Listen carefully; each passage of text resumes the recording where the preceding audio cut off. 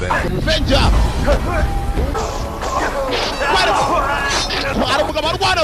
What away? Yeah, wait!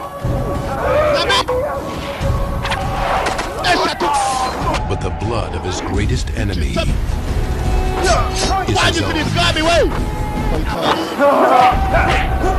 Why? Why you this gun?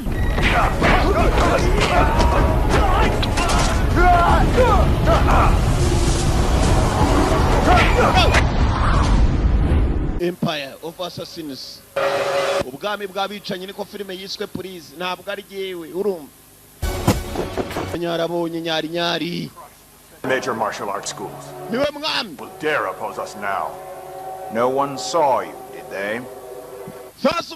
We crushed the 10 major martial arts schools. We crushed the 10 major martial arts schools. Amashuri at 10 yose. Bro, kanyarabonye. Mwibuka muri Fato Move. Ari wo rupara rikizopara. Ari kumwe na cya kigabo cy'ubitama bita samahongo. I was raised by you. Data narezwe nawe. I was raised by you. If not for you, yataba wowe, I would have died. I would have died. Nari gupfi yataba wowe. Sasa uyu mwami akakagabo nako yitoraguriye akakana kari nyuma yikamwita se. My father. Uri data, you are my father. Well then. Your father mujyana hiyo da. Mwana wanjye. Women came to kill me, to assassinate your father this day. Umugabo yaje kwica so uyu munsi. What will you do? Wow, business. Nje kujya unita kuri business. I want to see what skills you have. I want to see what skills you have. Hey, he's no match for this man. Reniye ntabwo yahangana n'uriya mugabo ngo bushomore. Uncle, our guest is not ordinary. Uriya mugabo ntabwo asanzwe. Our guest is not ordinary. Uriya mushitsi wadusuye ntabwo ari usanzwe. Tekeza umwicanyi baramwita n'umushitsi. Renzi. Are you afraid of him? Uramutinya sara? Are you afraid of him? Hardly. That. Just say the word.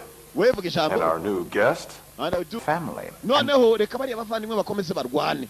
Nyagasani ntabwo bazigera bimenya kugeza bombi bapfuye. Something.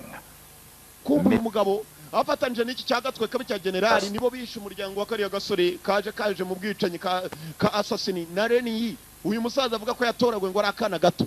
N'abavandimwe na wundi warwanaga waje kwica umwami. Niyo mpamvu wundi yabonye inkovu ya Reni arangira amwihorera.